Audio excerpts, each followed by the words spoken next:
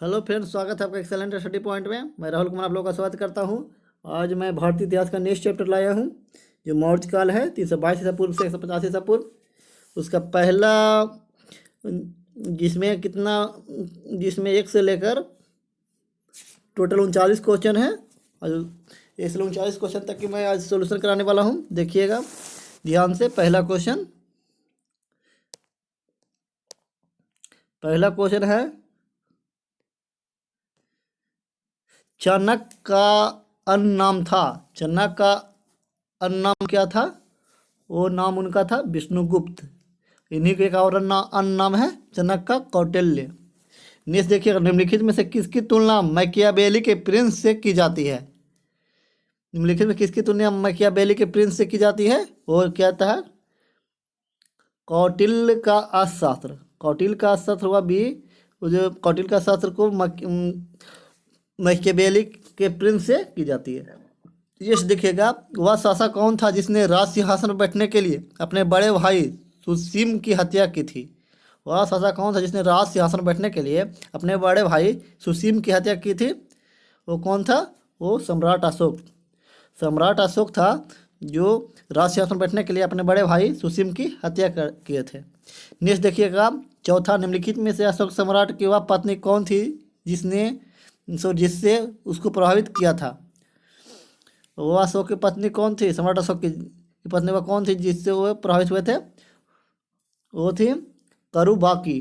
करुबाकी उनकी पत्नी थी जिससे वे अत्यधिक प्रभावित हुए थे। नेक्स्ट देखिएगा, पांचवा, अशोक ने अपने सभी अभिलेखों में एकरूपता से किस प्रकृति का प्रयोग किया है? तो किस प्रकृति का प्रयोग किया? अर्धमगधी। अशोक ने अपने सभी अभिलेखों में एकरूपता से अर्धमगधी प्रकृति का प्रयोग किया है। नेक्स्ट देखिएगा, बिंदुसार ने विद्रोहियों को चलने के लिए अशोक को कहाँ भेजा था? वो कहाँ भेजा था बिंदुसार ने से? तो तक्षशिला। बिंदुसार ने विद्रोहियों को चलने के लिए अशोक को कहाँ भेजा था? तक्षशिला भेजा था। नेक्स्ट देखिएगा, सातवां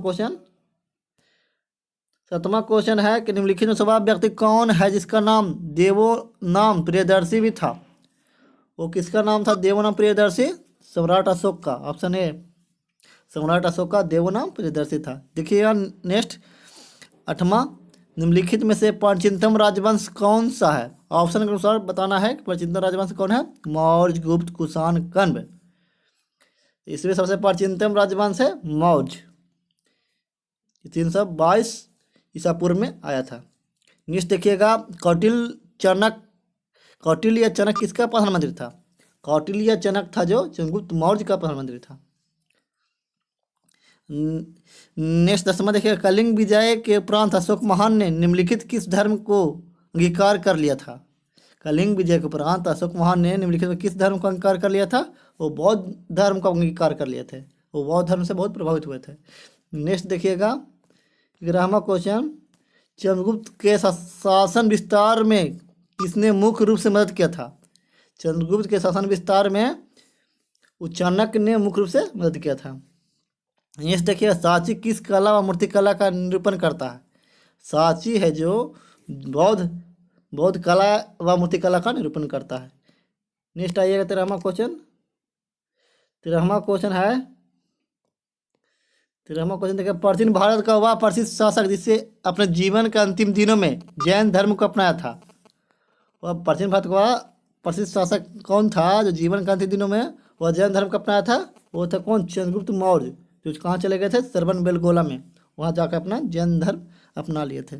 ये देखिएगा, 14वां, मौर्य साम्राज्य की स्थापना किसने किया था? मौर्य साम्राज्य का स्थापना चंद्रगुप्त मौर्य ने किया था।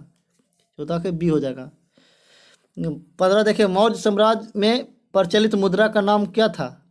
मौर्य साम्राज्य प्रचलित मुद्रा का नाम था, वो था पन्न। मौर्य साम्राज्य प्रचलित मुद्रा का नाम पन्न था। नेक्स्ट देखिए, 16वां, निम्नलिखित में कौन मौर्य वंश का शासक नहीं था? मौर्य वंश का शासक अजातशत्रु नहीं था। वो चंद्रगुप्त मौर्य थे, अशोक थे, बिंदुसार, ये तीनों थे। अजातशत्रु नहीं थे। अजातशत्रु हर्यक वंश के शासक थे। नेक्स्ट देखिएगा, 17वां, निम्नलिखित में से अशोक का उत्तराधिकारी कौन था? अशोक का उत्तराधिकारी का नाम था कुणाल। अशोक का उत्तराधिकारी का नाम था कुणाल। नेक्स्ट देखिएगा, 18वां, मुद्रा राक्षस के लेखक निम्न में से कौन सा है? मुद्रा राक्षस के लेखक हैं विशाख दत्त। विशाख दत्त मुद्रा राक्षस के लेखक हैं। नेक्स्ट देखिएगा, 19वां, विशाख दत्त के प्राचीन भारतीय नाटक मुद्रा राक्षस किस विषय वस्तु की है? तो किस विषय वस्तु? चंद्रगुप्त मौर्य के समय दरबार की दुर्भी संधियों के बारे में। चंद्रगुप्त मौर्य के समय में राज दरबार की दुर्भी संधियों के बारे में। विशाख दत्त के प्राचीन भारतीय नाटक मुद्रा राक्षस विषय था चंद्रगुप्त मौर्य के विषय में राज दरबार की दुर्भी संघ के बारे में। नेक्स्ट देखिएगा, 20वां, मालवा, गुजरात, महाराष्ट्र की शासक ने पहली बार जीते? मालवा, गुजरात एवं महाराष्ट्र की शासक ने पहली बार जीते? वो जीते चंद्रगुप्त मौर्य।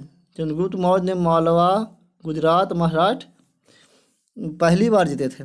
नेक्स्ट 21वां, किसने सहिष्णुता, उदारता, करुणा के त्रिविधि आधार पर राजवंश की स्थापना की? वो किए थे कौन? ये हो जाएगा अशोक। सम्राट अशोक थे जो सहिष्णुता, उदारता, करुणा की त्रिविधि आधार पर राजवंश की स्थापना किए थे। सहिष्णुता, उदारता, करुणा।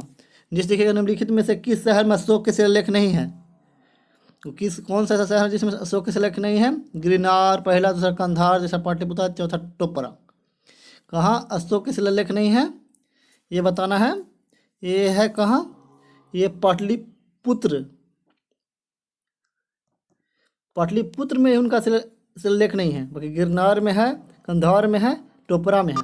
क्योंकि पाटलिपुत्र उनका अपने खुद राजधानी तो वहाँ शिलालेख नहीं लिखवाए थे। शिलालेख वह दूर दराज के क्षेत्र में लिखवाते थे, गिरनार, कंधार और टोपरा में। नेक्स्ट देखिएगा, 23वां, अर्थशास्त्र का लेखक समकालीन था। अर्थशास्त्र का लेखक था जिसका नाम कौटिल्य था या विष्णुगुप्त।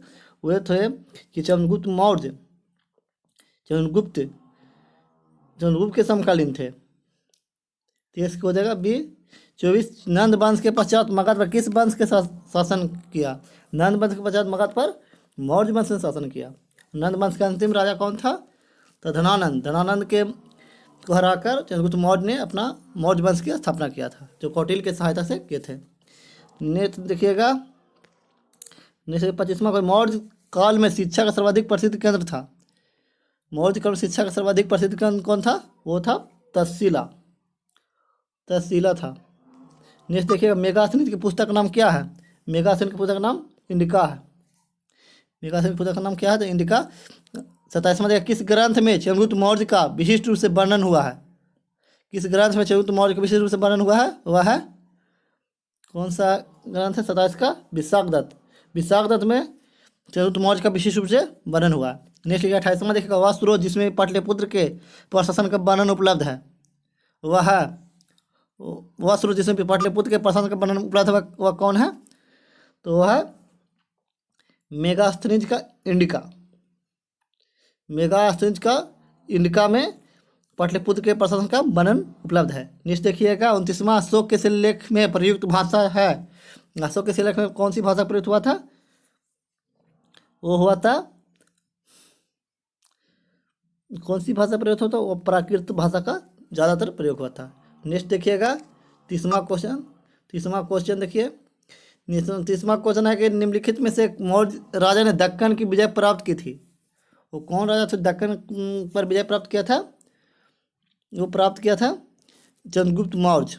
चंद्रगुप्त मौर्य वह राजा थे जो दक्कन की विजय प्राप्त किया था, जो मौर्य वंश के संस्थापक थे। जैसे देखिएगा, मेगास्थनीज ने भारतीय समाज को कितनी श्रेणियों में विभाजित किया?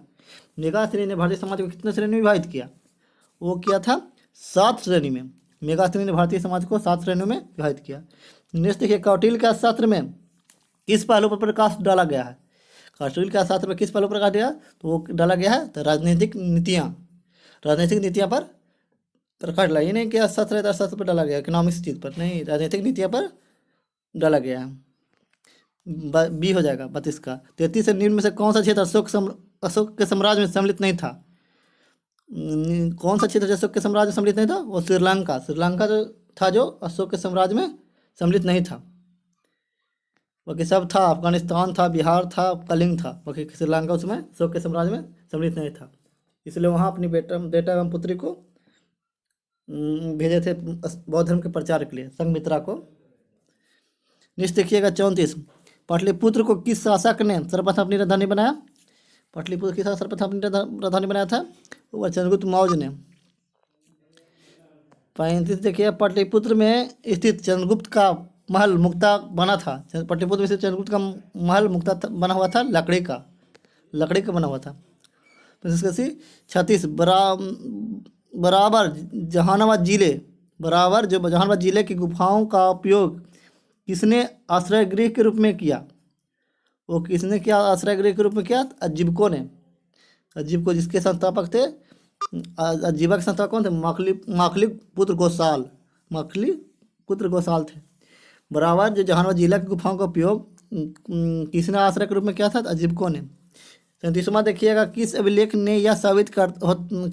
से यह साबित होता है कि चंद्रगुप्त का प्रभाव पश्चिमी भारत तक फैला हुआ था?